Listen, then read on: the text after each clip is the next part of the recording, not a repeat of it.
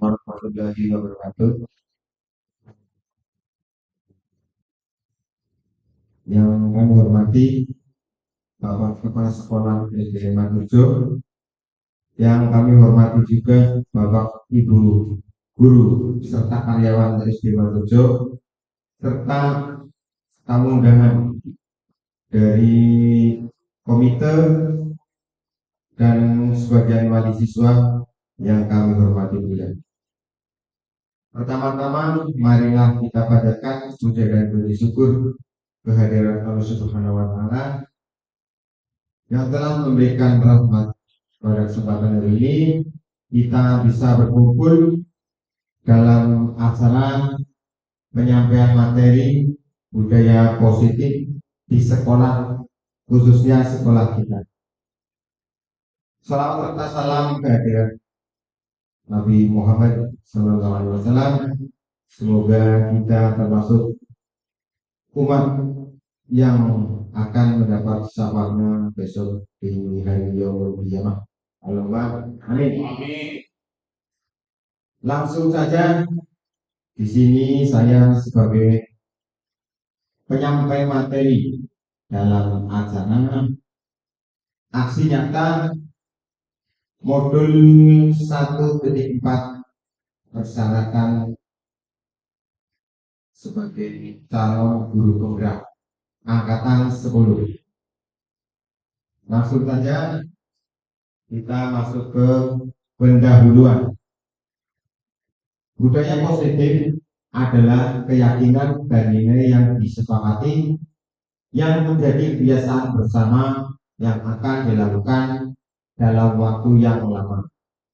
Budaya positif dapat diterapkan dalam pembuatan keyakinan kelas agar siswa merasa terlibat dan bertanggung jawab dalam menjalankan disiplin tersebut.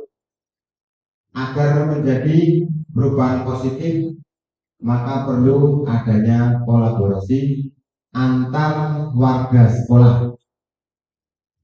Kita di sini diwajibkan untuk bekerja sama dari guru, kepala sekolah, terus komite, wali siswa, serta tidak lupa yaitu dinas pendidikan.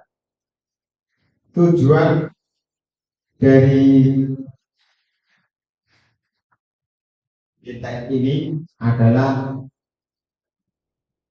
meningkatkan akhlak mulia, menumbuhkan motivasi intrinsik, meningkatkan keberanian dan rasa percaya diri pada siswa, melatih siswa untuk memecahkan masalah, meningkatkan siswa untuk selalu belajar. Yang pertama, perubahan paradigma. Ada A dan B. A adalah Anda dan B adalah teman Anda. Sekarang kita akan menyobek secari kertas.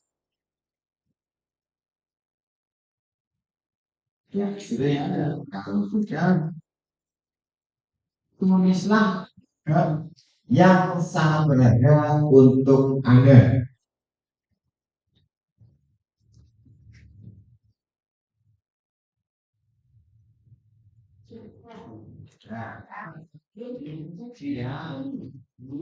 Sudah, oke. Kita lanjut. Letakkan salah satu tangan Anda dan genggam benda tersebut dengan segala daya. Yang erat tentunya ya. Kita lanjutkan. Buatlah sebuah kepalan tangan. Kepala ya bro, air kepala ini. Nah, putri kemudian juga kepala ya. Oke. Kita lanjutkan. Teman Anda akan mencoba sekuat tenaga dengan berbagai cara untuk meminta Anda memberikan benda tersebut. Ayo, salah satu teman kita coba Sebenarnya kalau gitu,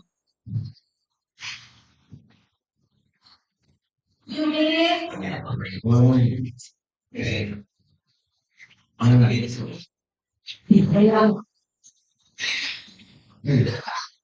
oh, Tremoliano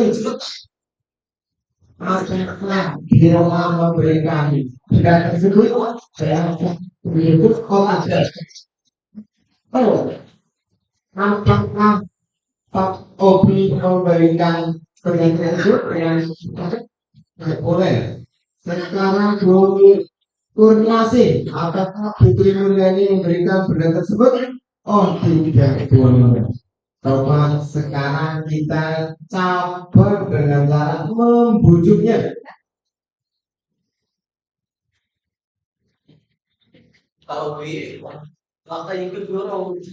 Saya tukar dengan makanan kesukaan sendiri.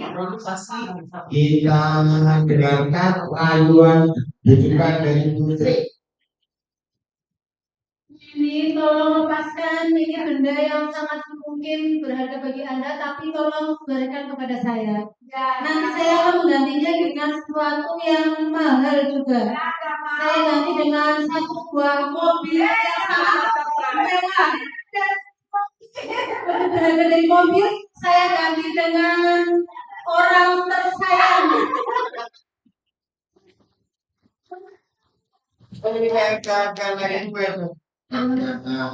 Sehingga itu di tangan buyung sangat bermanfaat.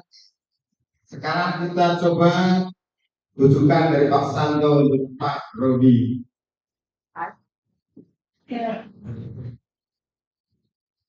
Ya, Sobi, ini apa sih namanya? Kita tanggalkan itu. Ya, menurut kamu itu yang berharga itu apa saya penasaran. Nah, kalau bisa tentukan dengan saya juga punya berharga yang berharga. Itu ada mobil di garasi mau gak? Eh, apapun itu apa ya? Kira-kira ya. Iyalah, kasih uang 1 miliar. Udah ada. Iya, kamu masih pikir-pikir, aduh gimana ini? Ya, ya udah, karena itu harga 1 miliar itu tidak berarti itu saking pentingnya ya buat Mas Sobi.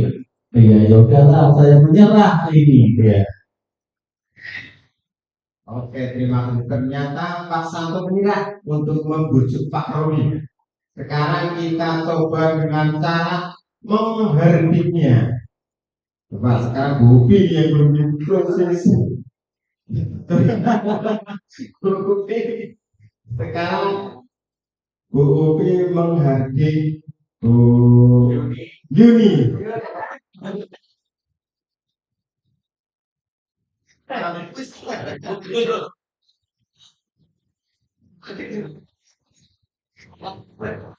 Dengan cara dipukul boleh atau dengan cara di ya dicubit boleh silakan silakan.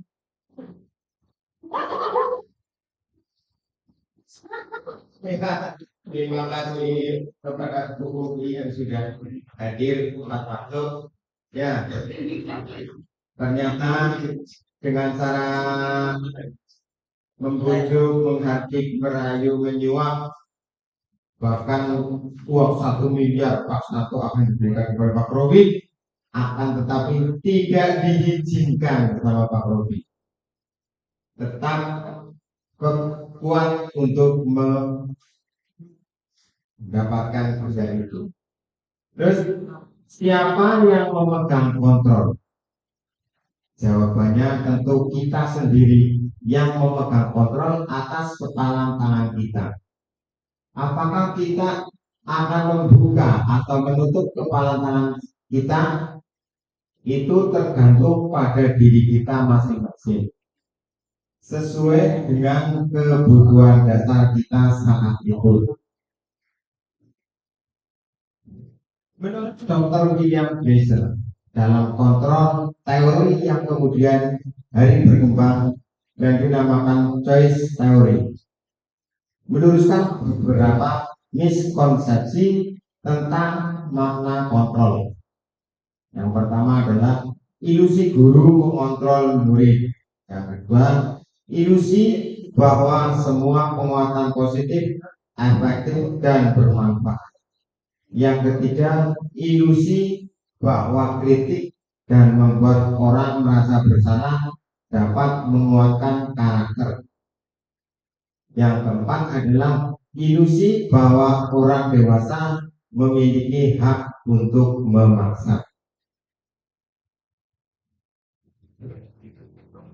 Ternyata stimulus respon adalah teori kontrol lalu timbang. Yang pertama, realitas kebutuhan kita sama. Kalau teori kontrol, realitas kebutuhan kita berbeda. Terus semua orang akan melihat yang sama. Terus setiap orang memiliki gambaran yang berbeda. Untuk teori stimulus respon, kita mencoba mengubah orang agar berpandangan sama dengan kita.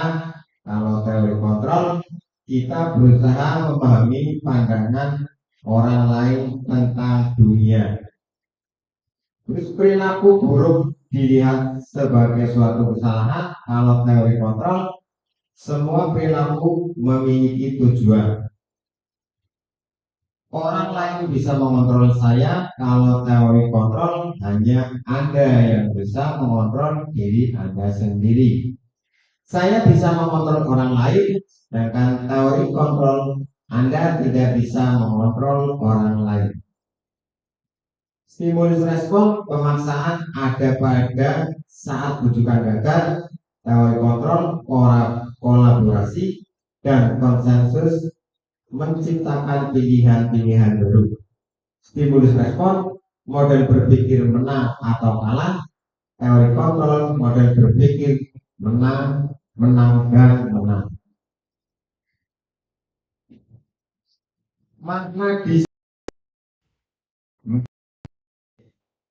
sesuatu yang dilakukan seseorang pada orang lain untuk mendapatkan kepatuhan. Seseorang yang memiliki disiplin diri berarti mereka bisa bertanggung jawab terhadap apa yang dilakukan karena mereka mendasarkan tindakan mereka pada nilai-nilai kebajikan universal.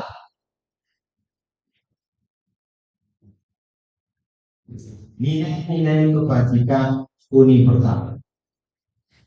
Nilai-nilai kebajikan universal berarti nilai-nilai kebajikan yang disepakati bersama, lepas dari suku, bangsa, agama, bahasa, maupun latar belakangnya. Nilai-nilai kebajikan universal adalah sifat-sifat positif manusia yang merupakan tujuan mulia yang ingin dicapai setiap individu.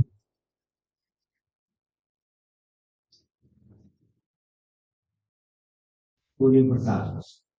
Nilai-nilai kebajikan universal berarti nilai-nilai kebajikan yang disepakati bersama, lepas dari suku, bangsa, agama, bahasa, maupun latar belakangnya.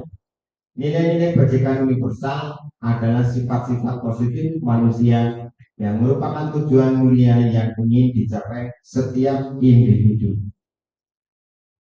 Karena kita memperhatikan yaitu nilai-nilai kebajikan universal.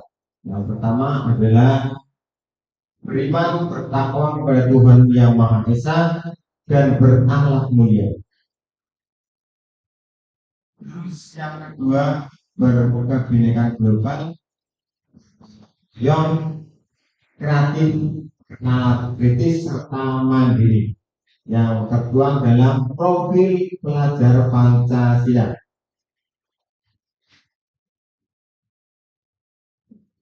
Dan itu motivasi perilaku manusia. Dian Gosen dalam bukunya Restruktur School Disiplin menyatakan ada 3 motivasi perilaku manusia. Yang pertama adalah untuk menghindari ketidaknyamanan atau hukuman. Yang kedua, untuk mendapatkan imbalan atau penghargaan dari orang lain. Yang ketiga, untuk menjadi orang yang mereka inginkan. dan menghargai diri sendiri dengan nilai-nilai yang mereka percaya. Putri Wahyuni tidak usah tulis, nanti tak kirim materinya, saya share aja. Yang selanjutnya yaitu motivasi perilaku manusia. Sebagai seorang guru, saat Anda hadir menghadap kelas tepat waktu, motivasi apakah yang mendasari tindakan Anda? Saya di sini ingin mendengarkan alasan kenapa koordinasi datang waktu pada saat kira-kira apa ini? Baik, terima kasih atas waktu yang diberikan. Saya itu datang dengan tepat waktu ke sekolah untuk mengajar karena timbul dari hati saya bahwa saya itu punya tanggung jawab kepada anak, Pak. Jadi sebagai guru kita juga harus tahu bahwa tugas kita pokoknya adalah mengajar anak didik, di mana anak didik juga berangkat pagi untuk mendapatkan ilmu sekolah. Jadi saya sebagai guru ya harus konsekuen juga dengan tanggung jawab saya bahwa saya harus mengajar dan harus datang dengan tepat waktu supaya anak juga bisa mencontoh sebagai kita kan guru sebagai teladan, jadi mencontohkan buat disiplin seperti itu dan bertanggung jawab. Oke, terima kasih. Begitu luar biasa, yaitu saat hadir ukur ngasih tepat waktu dengan motivasi, yaitu dia itu sekolah guru yang harus digugur dari dulu, serta panggilan jiwanya yang dia sudah janji kepada Allah, tentunya kepada Tuhan kita, untuk berusaha tidak korupsi. Dalam arti korupsi itu tidak uang, untuk kita itu untuk waktu, tidak mengurangi hak anak kita sebagai peserta didik yang akan menuntut ilmu ke sekolah, tidak menanti guru tapi hanya menuntut guru. Terima kasih buat Bu Purnasih. Kita lanjutkan.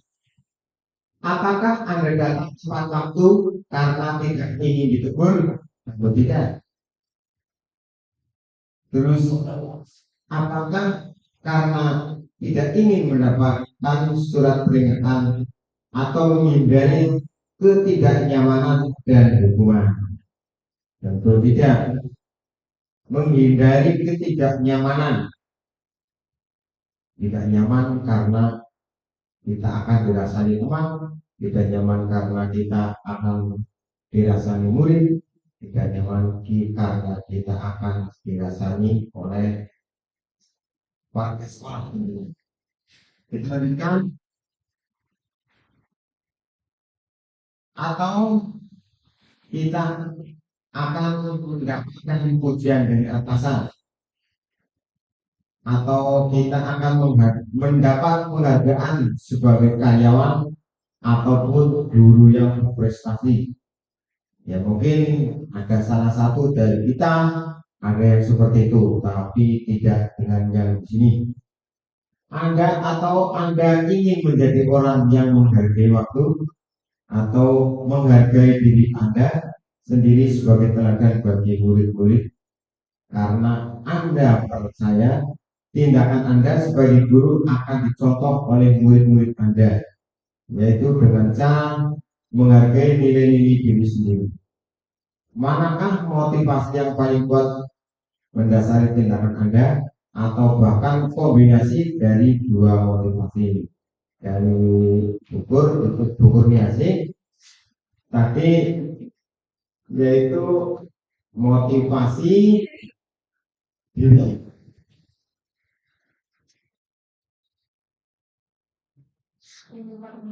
Kita lanjutkan, yaitu hukuman dan penghargaan. Hukuman adalah sebuah cara untuk mengarahkan sebuah tingkah laku agar sesuai dengan tingkah laku yang berlaku secara umum. Konsekuensi adalah sebuah akibat dari suatu perbuatan maupun pendirian yang telah atau telah dilakukan. Restitusi adalah proses menciptakan kondisi bagi murid untuk memperbaiki kesalahan mereka, sehingga mereka bisa kembali pada kelompok mereka dengan karakter yang lebih kuat. Gosen 2024. Hukuman dan penghargaan. Hukuman bersifat tidak terencana atau tiba-tiba. Anak atau murid tidak tahu apa yang akan terjadi dan tidak dilibatkan. Hukuman bersifat satu arah dari pihak guru yang memberikan, dan murid hanya menerima suatu hukuman tanpa melalui suatu kesepakatan atau pengarahan dari pihak guru, baik sebelum atau sesudahnya. Hukuman yang diberikan bisa berupa fisik maupun psikis. Murid atau anak disakiti oleh suatu perbuatan atau kata-kata, itu kita menghindari hukuman karena akan menyakitkan, yang berupa fisik, yaitu badan, atau psikis, mental anak kita. Hukuman dan penghargaan sementara disiplin dalam bentuk konsekuensi sudah terencana atau sudah disepakati, sudah dibahas dan disetujui oleh murid dan guru. Umumnya bentuk-bentuk konsekuensi dibuat oleh pihak guru atau sekolah, dan murid sudah mengetahui sebelumnya konsekuensi yang akan diberikan bila ada pelanggaran. Pada konsekuensi, murid tetap dibuat tidak nyaman untuk jangka yang pendek. Hukuman atau konsekuensi. Mencatat 100 kali di dalam buku dengan kalimat "saya tidak akan terlambat lagi", karena terlambat sekolah lari mengelilingi lapangan karena tidak mengerjakan PR, membersihkan coretan yang dibuat di meja, berdiri di depan kelas sambil mengangkat satu kaki karena tidak bisa menjawab pertanyaan, ataupun menggantikan kertas tugas teman yang telah disobeknya.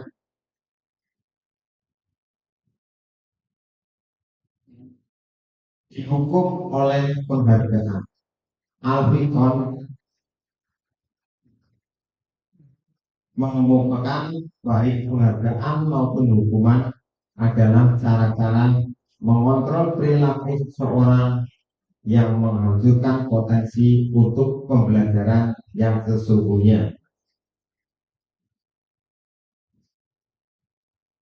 Pernyataan KON tentang tindakan memberikan penghargaan yang nilainya sama dengan menghukum seseorang. Yang pertama adalah pengaruh jangka pendek dan jangka panjang. Penghargaan tidak efektif. Penghargaan merusak hubungan. Penghargaan menurunkan kualitas. Penghargaan mematikan kreativitas. Penghargaan menghukum dan memotivasi dari dalam diri atau Indonesia. 5 kebutuhan dasar manusia menurut Dr. William Blaser. Yang pertama adalah kebutuhan bertahan hidup. Semua orang akan bertahan.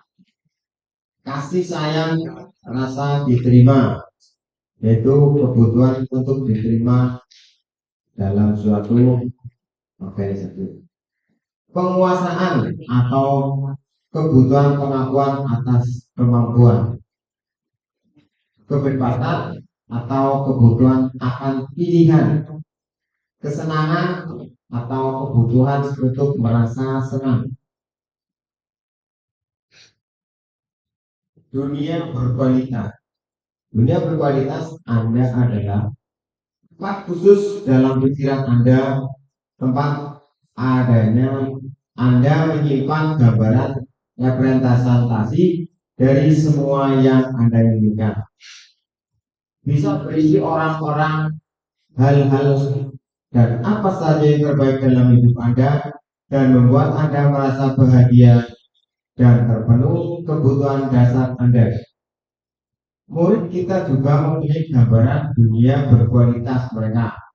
Tentunya, sebagai guru kita ingin mereka memasukkan hal-hal yang bermakna dan nilai-nilai kebajikan yang hakiki ke dalam dunia berkualitas mereka. Restitusi. Restitusi adalah proses menciptakan kondisi bagi murid untuk memperbaiki kesalahan mereka, sehingga mereka bisa kembali pada kelompok mereka dengan karakter yang lebih kuat. Restitusi membantu murid menjadi lebih memiliki tujuan, disiplin positif, dan memulihkan dirinya setelah berbuat salah. Ciri-ciri restitusi yang membedakannya dengan program disiplin lainnya. Restitusi bukan untuk menebus kesalahan, namun untuk belajar dari kesalahan. Yang kedua, restitusi memperbaiki hubungan. Yang ketiga, restitusi adalah tawaran, bukan paksaan. Yang keempat, restitusi menuntun untuk melihat ke dalam diri. Selanjutnya, restitusi mencari kebutuhan dasar dan mendasari tindakan. Restitusi diri adalah cara yang paling baik. Selanjutnya, restitusi fokus pada karakter, bukan pada tindakan. Restitusi sifat menguatkan. Restitusi fokus pada solusi. Restitusi mengembalikan murid yang berbuat salah kembali ke kelompoknya.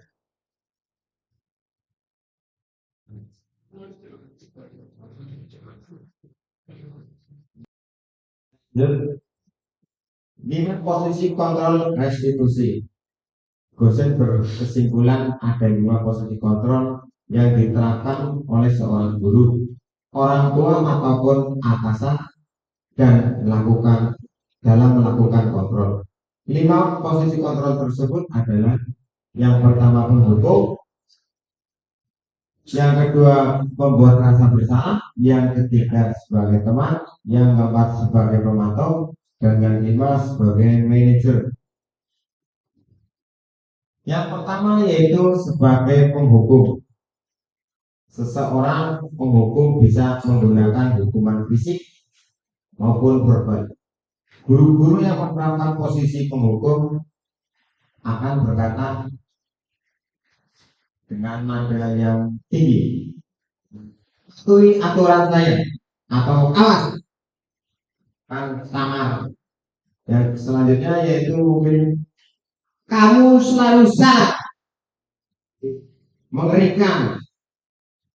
Yang kedua yaitu membuat merasa bersalah. Pada posisi ini biasanya guru akan bersuara lebih lembut. Kata-kata yang keluar dengan lembut akan seperti, "Bapak sangat kecewa sekali dengan kamu. Berapa kali Bapak harus memberitahu kamu? Gimana coba kalau orang tua kamu tahu kamu berbuat begini?" Itu adalah suara merasa bersalah. Yang ketiga yaitu posisi teman.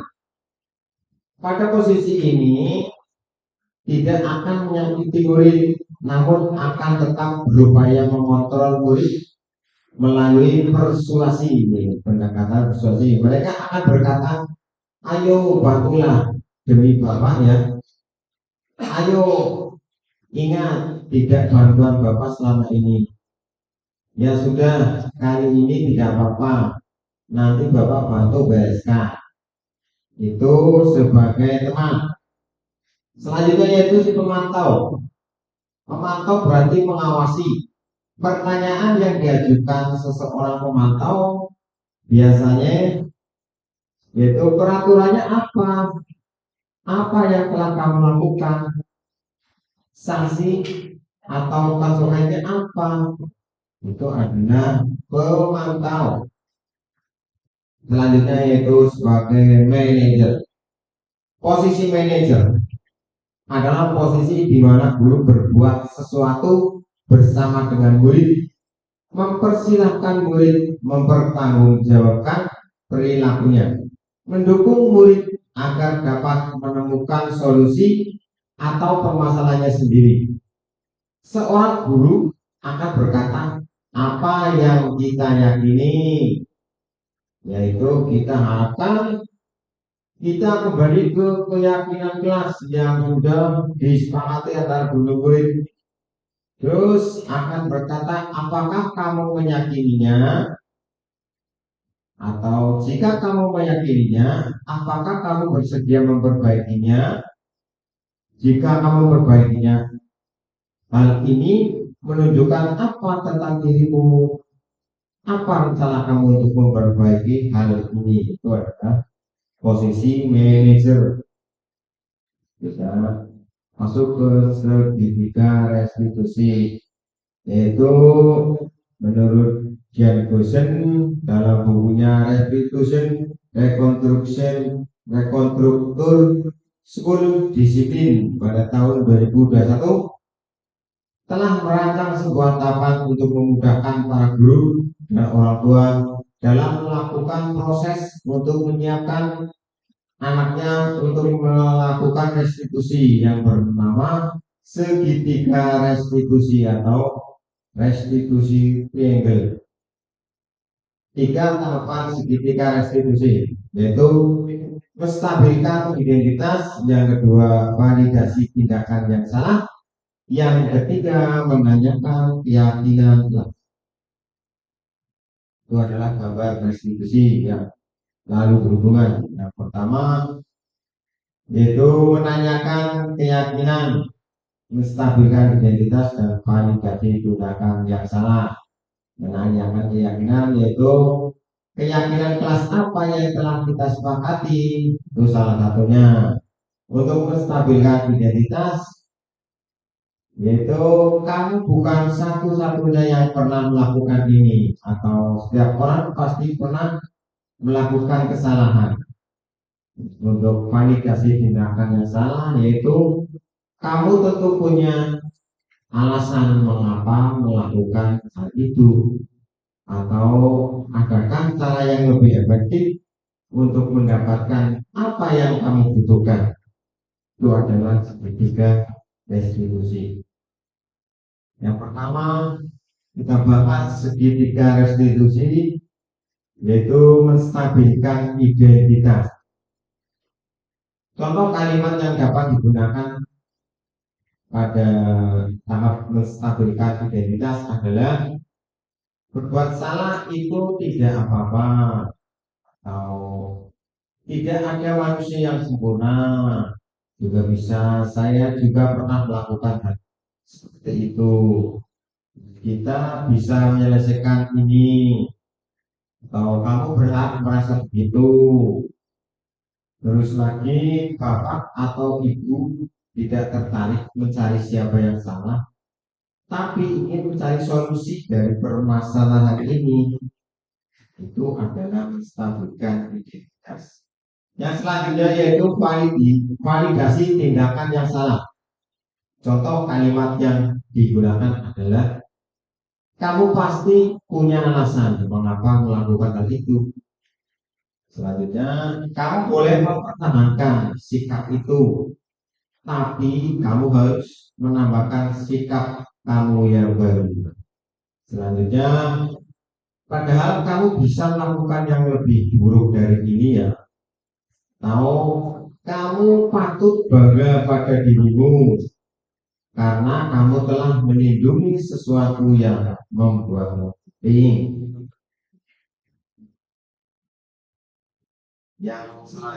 Yang ketiga yaitu menanyakan keyakinan. Contoh kalimat yang digunakan. Yang pertama adalah apa yang kita percaya sebagai kelas atau keluarga. Apa nilai-nilai umum yang kita telah sepakati? Atau apa bayangan kita tentang kelas yang ideal? Selanjutnya, kamu jadi orang yang seperti apa? Itu adalah menanyakan keyakinan. Kita akan belajar dan menggali tentang kasus-kasus. Kita bagaimana cara menggunakan segitiga restitusi. Pertama adalah kasus Sabrina. Sabrina hari ini bangun terlambat dan terburu-buru sampai di sekolah. Dia pun akhirnya sampai di gerbang sekolah, tapi baru menyadari kalau tidak menggunakan sepatu lidah, seperti tertera di peraturan sekolah. Di depan pintu kelas, Bapak Lukman memperhatikan sepatu Sabrina yang berwarna coklat. Sabrina berusaha menjelaskan bahwa dia terburu-buru dan salah mengenakan sepatu. Pak Lukman menanyakan Sabrina, apa peraturan sekolah tentang seragam warna sepatu? Sabrina menjawab, sudah mengetahui sepatu harus berwarna hitam. Namun terburu-buru dan salah mengenakan sepatu. Selain tidak mungkin kembali pulang karena rumahnya jauh sekali, Pak Lukman tetap berusaha bersikeras pada peraturan yang berlaku dan mengatakan, ya sudah, kamu sudah melanggar peraturan sekolah, kamu salah. Sudah terlambat, salah pula warna sepatunya. Segera buka sepatumu kalau tidak bisa mengenakan warna sepatu sesuai peraturan.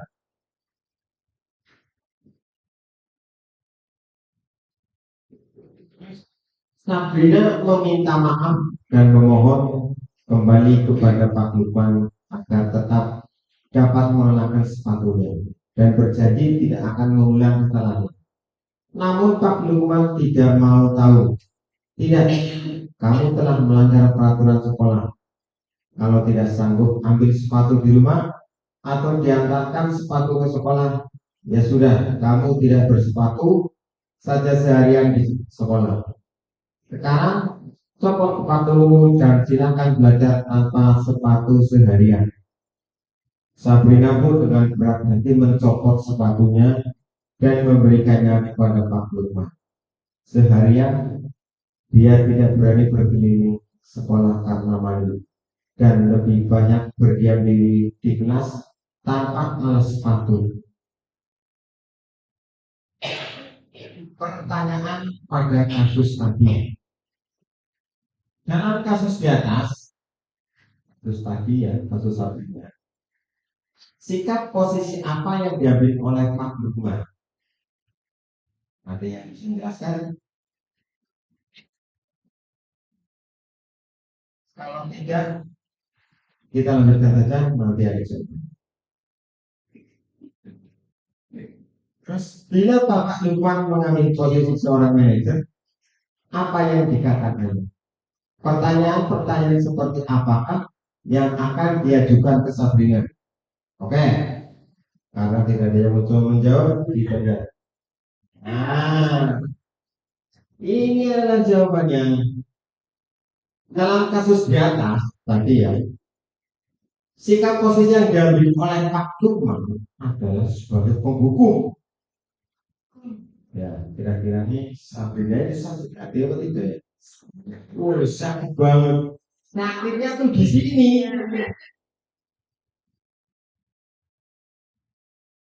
Kamu ingin melanggar peraturan sekolah. Kalau tidak sanggup ambil sepatu di rumah atau diantarkan sepatu ke sekolah, ya sudah, kamu tidak bersepatu saja seharian di sekolah. Sekarang copot sepatumu dan silakan belajar tanpa sepatu seharian. Nah, Karena indikatornya yaitu menggunakan hukuman verbal dengan nada suara yang tinggi serta menghardik. Kita lanjutkan. Berikutnya lagi yaitu Bapak Lukman menjawab posisi sebagai manajer harusnya. Juga tadi Pak Lukman juga sebagai penghukum, juga sebagai posisi manajer. Pertama, cara Pak Lukman menjawab dengan sistem stabilkan identitas, yaitu kita tanyakan Sabrina, mengapa datang terlambat? Mengapa tidak menggunakan sepatu sesuai aturan? Itu adalah menstabilkan identitas. Buat Sabrina betul. Terus validasi tindakan yang salah. Yang Pak berbalik seperti ini. Sabrina, mengapa kamu datang terlambat? Mengapa tidak menggunakan sepatu sesuai aturan? Itu adalah tindakan validasi tindakan yang salah. Terus kalau Pak Lukman menanyakan keyakinan, yaitu pertanyaan seperti ini harusnya Pak Sabrina. Sabrina, kamu tahu keyakinan yang sudah disepakati? Ya. Menurut kamu keyakinan apa yang telah kamu langgar?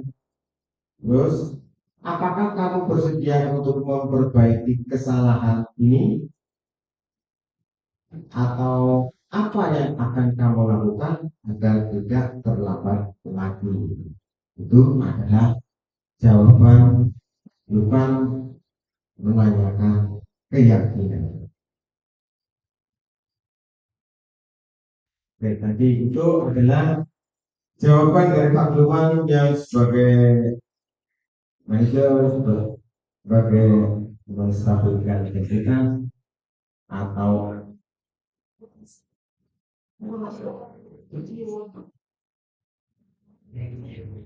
menanyakan keyakinan. Kita coba belajar lagi kasus-kasus. Ya, kasus di sini adalah kita akan mempraktekkan, ya, kita akan mencoba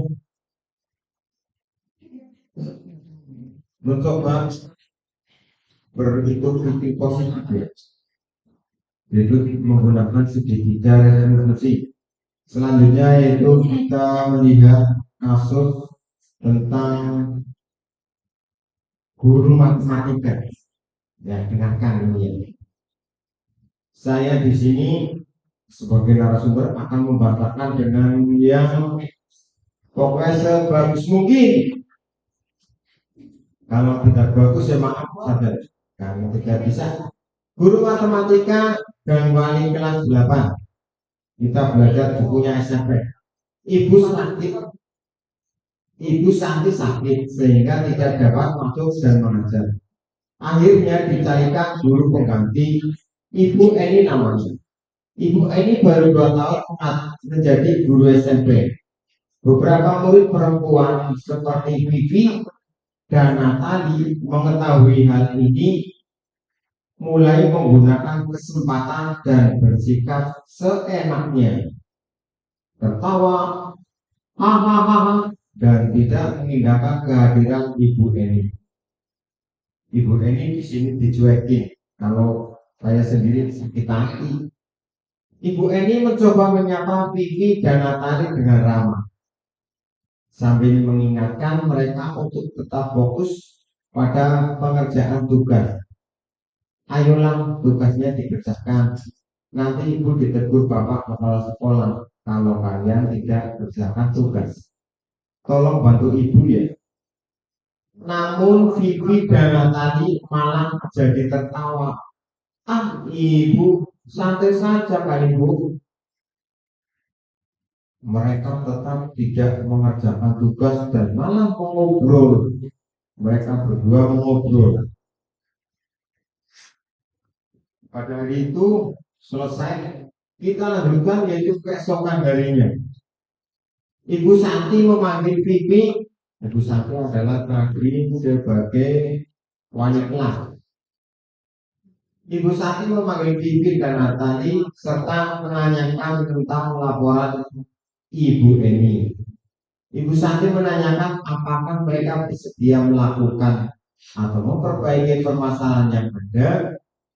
Vivi dan Natali sempat ragu-ragu dan membela diri. Namun pada akhirnya mengatakan akan meminta maaf.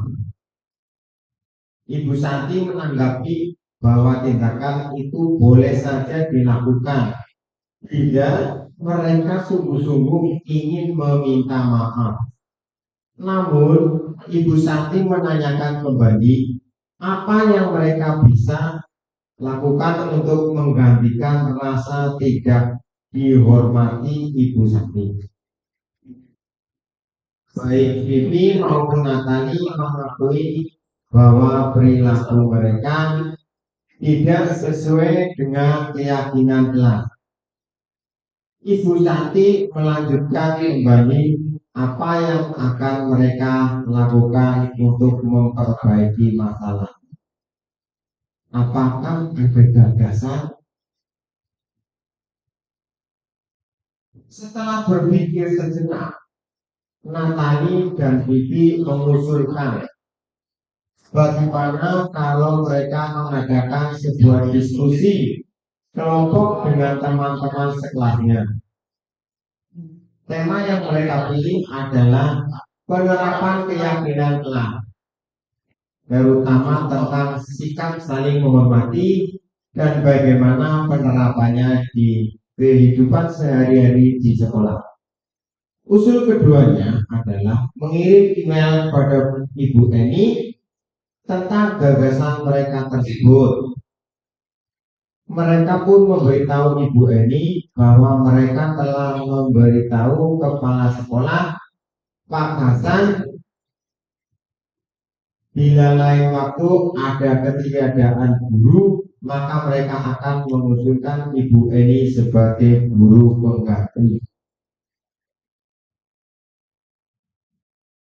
Dalam kasus di atas, langkah-langkah restitusi apa saja yang sudah dijalankan oleh Ibu Santi. Di sini saya akan mencoba jawaban dari Putri Mulyani.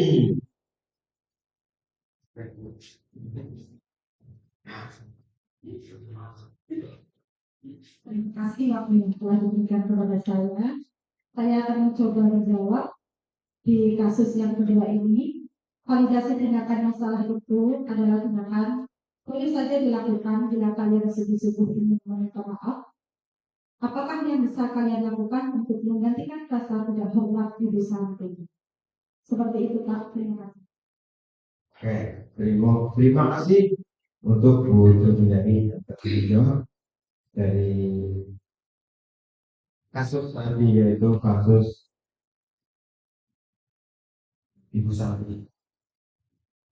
Ya, ada salah dari nanti, yaitu tindakan itu boleh saja dilakukan bila kalian sungguh-sungguh ingin meminta maaf.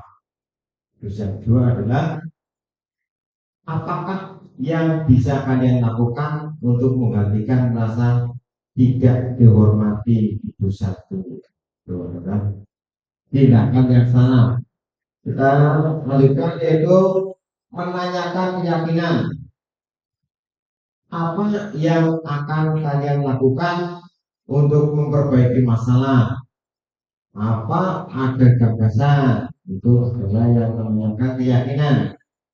Terus bagaimana kalau mengadakan sebuah diskusi kelompok dengan teman-teman sekelas dengan tema keyakinan kelas, terutama tentang sikap saling menghormati dan bagaimana penerapannya di kehidupan sehari-hari di sekolah.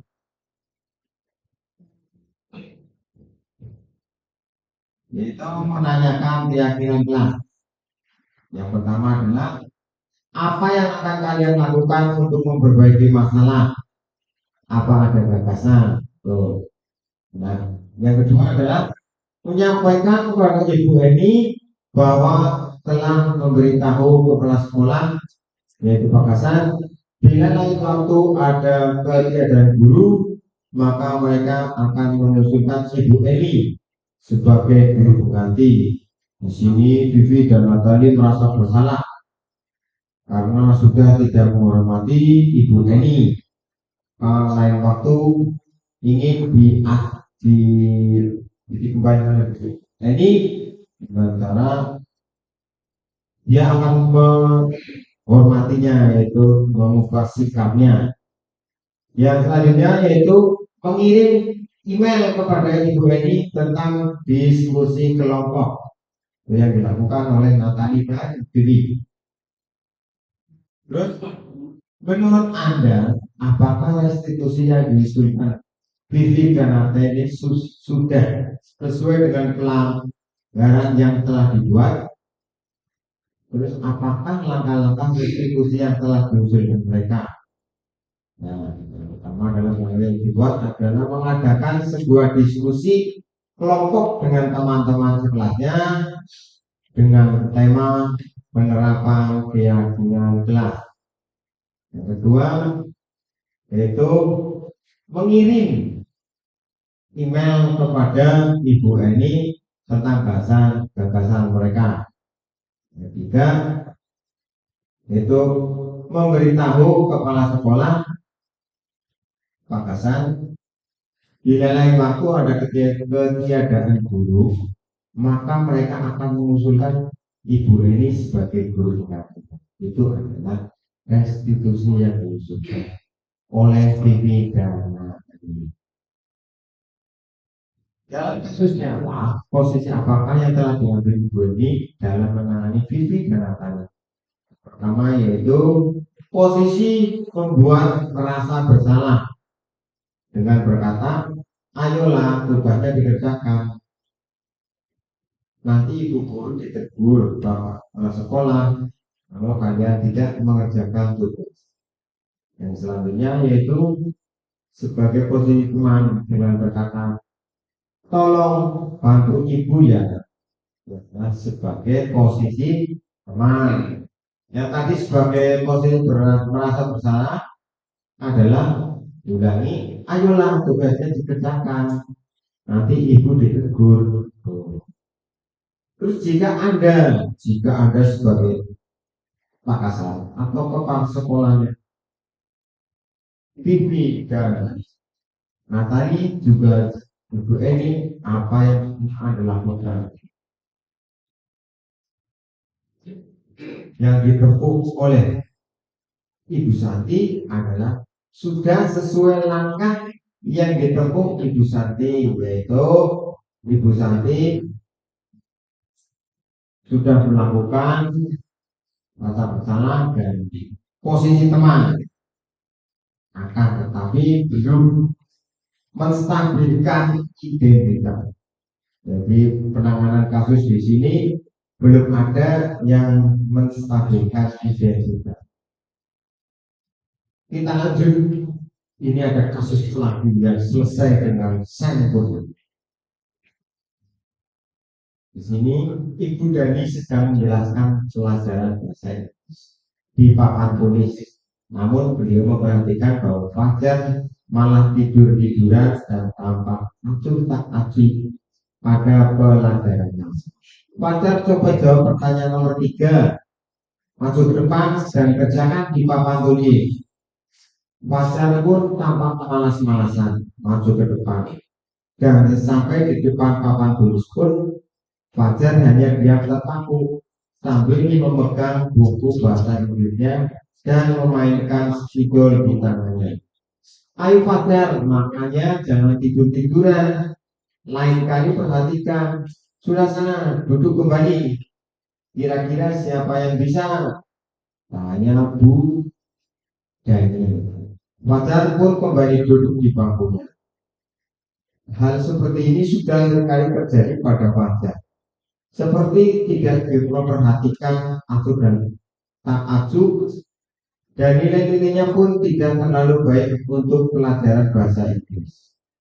Pada saat ditegur oleh Ibu dan Fajar hanya menjawab, tidak tahu Bu, Ibu Dani pun menjawab diri, gimana kamu Fajar? Kamu tidak kasihan sama ibu ya? Ibu sudah capek-capek mengajarkan, kamu tidak kasihan sama ibu. Dan Fajar pun dia menyusu. Posisi kontrol yang diambil oleh Ibu Dani yaitu posisi penghukum, posisi teman, dan pembuat merasa bersalah. Yang selanjutnya itu kebutuhan cinta dan kasih sayang, kebutuhan kebebasan, kebutuhan untuk merasa diterima. Itu adalah wajar. Kemudian ini tadi menghukum teman dan membuat merasa bersalah, serta pada kebutuhan cinta dan kasih sayang, kebutuhan kebebasan, kebutuhan untuk merasa diterima. Bila Ibu Dani mengambil posisi pemantau, apa yang akan dilakukan atau dikatakan olehnya? Pertanyaan-pertanyaan seperti apa yang akan diajukan? Yang pertama, sebagai pemantau, Fajar, lakukan konsekuensi yang harus dilakukan apabila tidak memperhatikan saat pembelajaran. Atau Fajar, kamu tahu kan aturan yang ada di dalam kelas apa saja? Dengan posisi pemantau. Terus apabila Anda kepala sekolah di sekolah Fajar mengetahui hal ini, apa tindak lanjut yang akan Anda lakukan?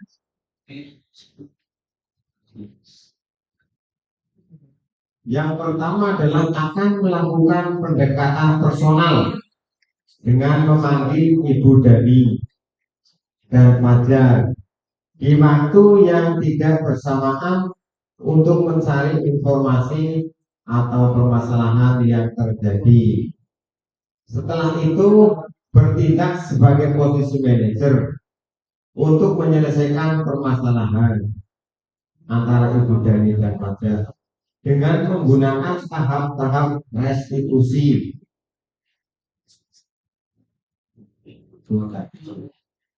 Sekarang kita akan belajar lagi yaitu kasus atau dari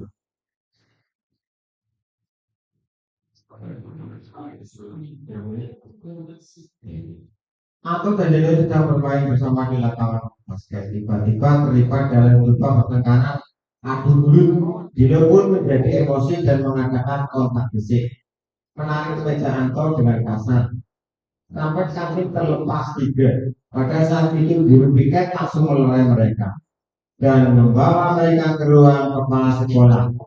Bisuti sebagai kepala sekolah berupaya menangkap keduanya, terutama Dino. Dino, sepertinya kamu saat ini sedang malas sekali. Mendengar itu, Dino pun mengalir bercerita tentang kekesalan hatinya. Ibu Suti pun melanjutkannya bahwa membuat kesalahan adalah hal yang manusiawi dan bahwa mempertahankan diri adalah hal yang penting. Namun meminta Dino memikirkan cara lain yang mungkin lebih efektif. Karena saat ini Dino berada di ruangan kepala sekolah. Ibu Suti melanjutkan pertanyaan tentang keyakinan sekolah yang disepakati, serta apakah Dino bersedia memperbaiki kesalahan yang telah dilakukan terhadap Anto. Dino pun akhirnya berlahan mengangguk. Kemudian Ibu Siti balik bertanya pada Anto, hal apa yang bisa dilakukan Dino untuk memperbaiki masalah?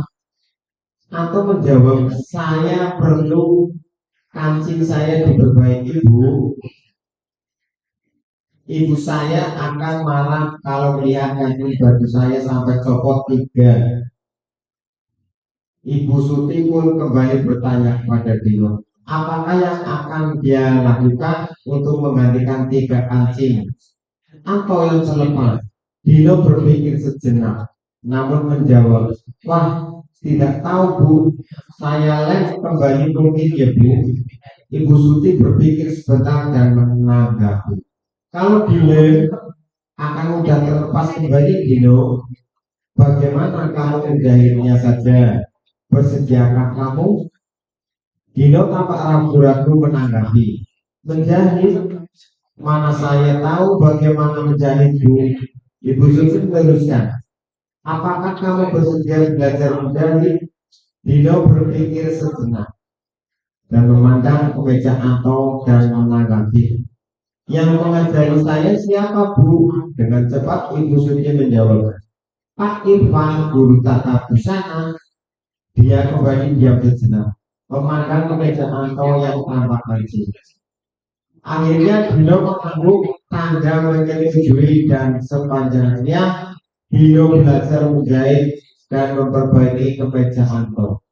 Terakhir kali terlihat kedua anak laki-laki tersebut, Dino dan Anto, pada jam pulang sekolah. Mereka sudah bercengkrama dan bersendau-gurau kembali. Posisi kontrol yang dilakukan oleh Ibu Suti adalah posisi manajer yang dengan perkataan yaitu Dino membuat kesalahan, adakah hal manusiawi dan bahwa mempertahankan diri adalah hal yang penting. Yang kedua, apakah yang akan kamu lakukan untuk menghabiskan jin? Atau yang ketiga adalah hal apa yang bisa dilakukan Dino untuk memperbaiki masalah. Selanjutnya, kira-kira nilai kebajikan atau keyakinan sekolah apa yang dituju dalam kasus tersebut? Ya, dalam jawaban dari buku itu dulu.